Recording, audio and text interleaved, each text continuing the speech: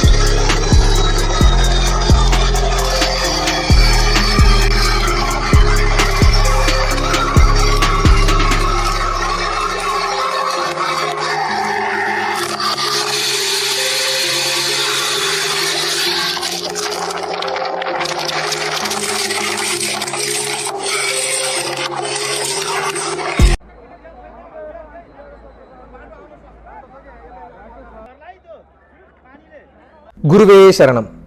அனைவருக்கும் வணக்கம். நேபாளத்தில் ரீசெண்டாக நடந்த எட்டி ஏர்லைன்ஸோட இந்த அகோரமான இந்த விபத்தின் மூலியமாக கிட்டத்தட்ட 70க்கும் மேற்பட்ட நபர்கள் இன்க்ளூடிங் பார்த்தீங்க அப்படின்னா நம்ம பைலட் முதற்கொண்டு இறந்துருக்காங்க, ஸ்பாட்லேயே இறந்துருக்காங்க. அந்த வீடியோவை நீங்கள் பார்த்துருப்பீங்க. கொஞ்சம் கூட எதிர்பார்க்காத சூழ்நிலையில் நடந்த ஒரு மிகவும் மோசமான ஒரு சம்பவம்னே சொல்லலாம். இப்போ அதில் கூட நீங்கள் அந்த வீடியோவில் பார்த்துருந்தீங்கன்னா உங்களுக்கு தெரிஞ்சிருக்கும். தான் சாக போகிறன்றதே தெரியாமல் ஒருத்தர் பார்த்தீங்க அப்படின்னா லைவ் போட்டிருப்பார், ஃபேஸ்புக்கில் லைவ் வந்திருப்பார், வீடியோ எடுத்துகிட்டு இருந்திருப்பார். அந்த வீடியோ ஆரம்பிக்கும் போது அவ்வளவு ஒரு சந்தோஷம். ஏன்னா இறங்க போகிறோம், நம்ம கீழே போய் ஜாலியாக இந்த உலகத்தை வாழ போகிறோம், நமக்கு பிடிச்ச மாதிரி ஃபேமிலியோட என்ஜாய் பண்ண போகிறோம், நம்ம இப்போ ஃப்ளைட்டில் பறந்துட்டு இருக்கோன்ற அந்த ஹாப்பினஸ், ஓவர் ஹாப்பினஸ் அவரோட முகத்தில் தெரிஞ்சிருக்கும். ஆனால் ரொம்ப கொடூரமாக கொஞ்ச நேரத்தில் ஒரு 20லேருந்து 30 செகண்டில் பார்த்தீங்க அப்படின்னா அந்த ஃப்ளைட்டில், அந்த எட்டி ஏர்லைன்ஸோட ஃப்ளைட்டோட அந்த விங்ஸில், அதாவது இறக்கைகளில் ஏதோ ஒரு பாதிப்பு ஏற்பட்டதுனால இப்படி போயிட்டு இருந்த ஃப்ளைட்டு டோட்டலாக நிலை தடுமாறி கீழே விழுந்து பெரும் விபத்துக்குள்ளாகுது. அந்த வீடியோஸோட கிளிப்பிங்ஸ் நீங்கள் பார்த்துருப்பீங்க. இப்போ இதில் நிச்சயமாக நம்ம ஒரு சில விஷயங்களை நாம் புரிந்து கொள்ள வேண்டியதாக இருக்கிறது. கண்டிப்பாக இந்த மோசமான இந்த எட்டி ஏர்லைன்ஸோட இந்த விபத்தில் உயிரிழந்தவர்கள் அனைவருடைய ஆன்மா பரிபூர்ண சாந்தி அடைய வேண்டும் என்பதை தான் என்னுடைய நோக்கமும் என்னை சார்ந்த குருமார்களின் நோக்கம். அதில் எந்தவித மாற்று கருத்தும் இல்லை. ஆனால் இதில் மக்கள் ஒரு விஷயத்தை தெளிவாக புரிந்து கொள்ள வேண்டும்.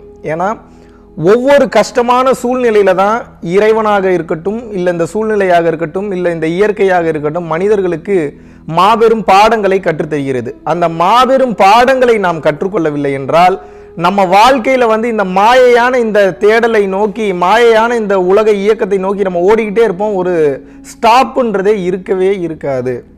அதுவும் கொடூரமான நேரங்களில் அந்த பாதிப்பு மிகவும் ஆழமாக சென்று உங்களுக்குள் பாதித்தது என்றால் மட்டும்தான் உலக மயக்கத்திலிருந்து உங்களால் நிச்சயமாக விடுபட முடியும். இதில் நீங்கள் என்ன புரிஞ்சுக்கணும் அப்படின்னா, நீங்கள் நினச்சி பாருங்கள், உங்கள் வாழ்க்கையில் இன்று நாம் தூங்குகிறோம். தூங்கி எந்திரிக்கும் போது நாம் உயிருடன் எந்திரிப்போமா அப்படின்றது நிச்சயமாக சொல்ல முடியாது. ஒரு அசம்ஷன் வேணால் பண்ணலாம், கண்டிப்பாக நான் எந்திரிப்பேன், ஒரு நம்பிக்கை தான், ஒரு பாவனை தான் நான் உயிரோட எந்திரிப்பேன்றது. ஆனால் நிச்சயமாக நாம் உயிருடன் எந்திரிப்போம் அப்படின்றதுக்கு வாய்ப்பே கிடையாது. அப்போ என்ன அப்படின்னா, மனிதன் வாழும்போதே நாளைக்குன்னு ஒன்று இருக்குது, நாளானிக்குன்னு ஒன்று இருக்குது, இன்னும் ஒரு வாரம் கழிச்சு நம்ம வாழ போறோம், ஒரு மாசம் கழிச்சு நம்ம வாழ போறோம்ன்ற அந்த வாழ்வதில் ஆசை இருப்பதனால்தான் மனிதன் நிறைய தவறுகளை செய்கின்றான்.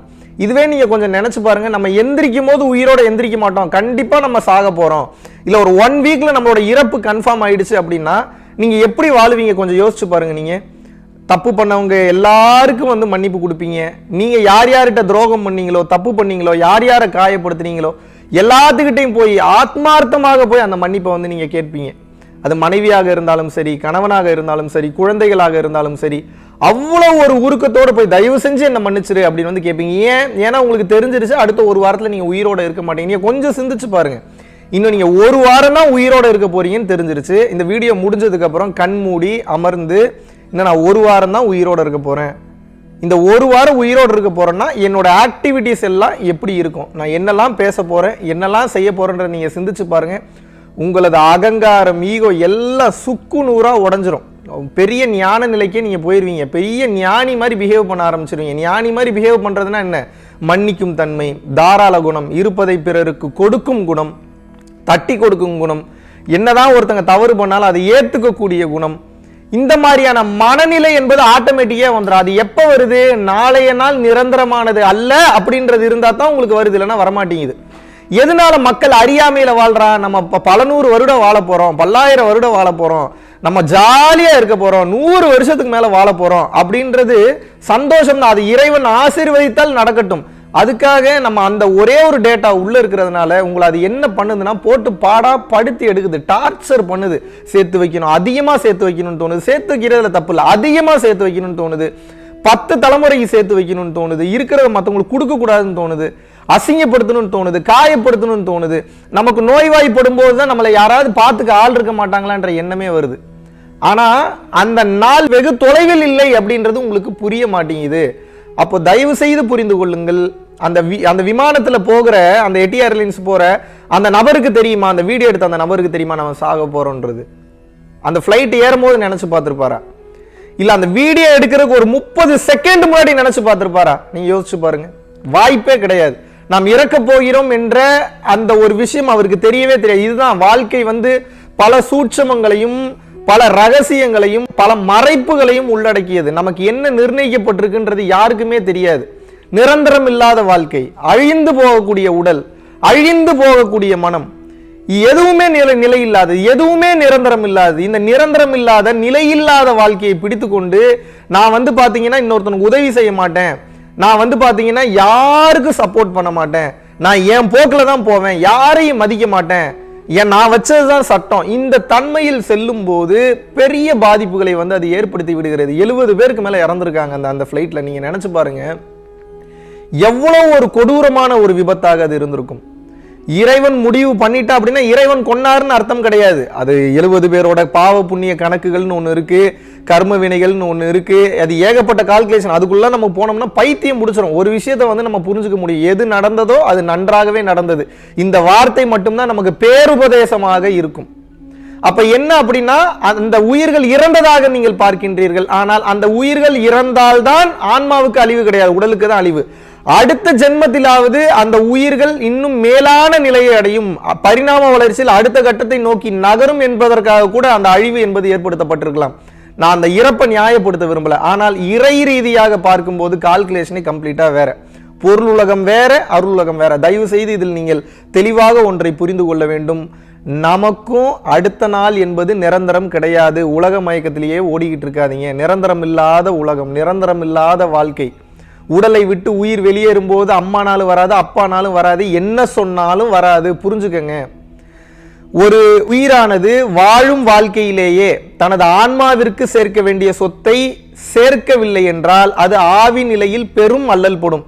இதுவே ஒரு ஆன்மாவானது தான் வாழும் வாழ்க்கையிலேயே, அதாவது இந்த உடல்ல இருக்கும் போதே தனது ஆன்மாவிற்கு சேர்க்க வேண்டிய சொத்தை சேர்த்து விட்டதென்றால் அது ஆவி நிலையில் அல்லல் படாமல் பெரும் தெய்வீக நிலையை அடைந்து விடும் சித்தர்கள் சொல்றாங்க. சோ உங்களது ஆன்மாவானது வலுவிழந்து இருக்கிறது, ஆசைகளினால் மறைக்கப்பட்டிருக்கிறது, இருள் தன்மை சூழ்ந்திருக்கிறது. இந்த இருள் தன்மையை விலக்கி ஒளித்தன்மையாகிய அந்த ஆன்மாவின் சக்தியை அதிகப்படுத்த வேண்டும் என்றால் இந்த உடலில் நீங்கள் இருக்கும் போதே கருணையாக நீங்கள் செயல்பட வேண்டும். இதை தயவு செய்து புரிந்து கொள்ளுங்கள். கருணையினுடைய வலிமையை நாம் வந்து வார்த்தைகளால சொல்லவே முடியாது. தவம் செய்வதை விட பல கோடி மடங்கு சக்தி மிக்கது கருணை தான். ஏனென்றால் கருணைக்கு இன்னொரு பெயர் இறைவன். தயவு செஞ்சு இதை புரிஞ்சுக்கணும். நீங்க நிரந்தரம் இல்லாத வாழ்க்கையில புடிச்சுக்கிட்டு நான் இதை அச்சீவ் பண்ண போறேன், அதை அச்சீவ் பண்ண போறேன்னு பிரசன்ட்ல வாழாம நாளைக்குன்னு ஒண்ணு இருக்குன்னு நினைச்சு ஏமாந்து போறீங்க. நாளைக்கு இருக்குன்னு நினைச்ச பல கோடி பேர் நாளைக்கு உயிரோட இல்ல. அது இங்க பாருங்க, ஒவ்வொரு செகண்ட் வந்து பாத்தீங்கன்னா பல கோடி பேர் இறக்குறான், பல கோடி பேர் பிறக்கிறான். ஒவ்வொரு செகண்டுக்கு பல கோடி பேர் இறக்குறான், பல கோடி பேர் பிறக்கிறான்.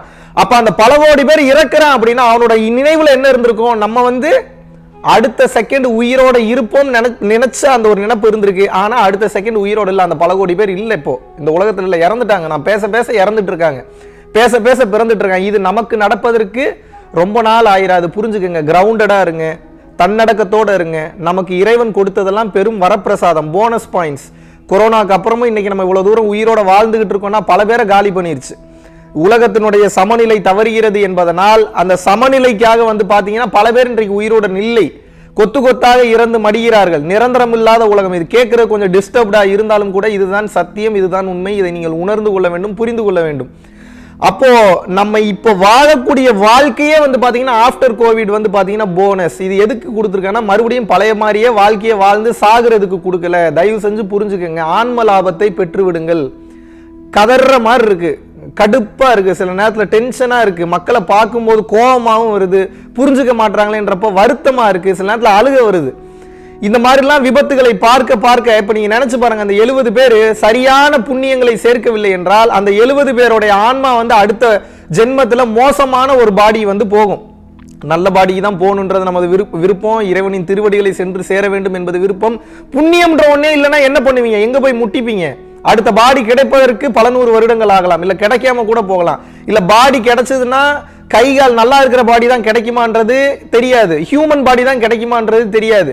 இல்ல அப்படியும் இல்லையா, நீங்க வந்து ஒரு டீகிரேட் ஆகி ரொம்ப பாவங்கள் அதிகமா செஞ்சிருக்கீங்க, பணத்தின் நோக்கமாகவே போய் கொண்டு இருந்தது என்றால் நாயாகவோ இல்ல வந்து பாத்தீங்கன்னா அறிவு கம்மியாக இருக்கக்கூடிய மற்ற விலங்குகளாகவோ, ஒரு புலியாகவோ பூனையாகவோ இல்ல வேற ஜந்துக்களாகவோ வேற பூச்சிகளாகவோ பிறப்பதற்கு கூட வாய்ப்பு இருக்கு. புரிஞ்சுக்கங்க, அங்க இருந்துதான் மனித உடல் கஷ்டப்பட்டு உங்களுக்கு கொடுத்தாங்க இறைநிலை அடையணும்ன்றது.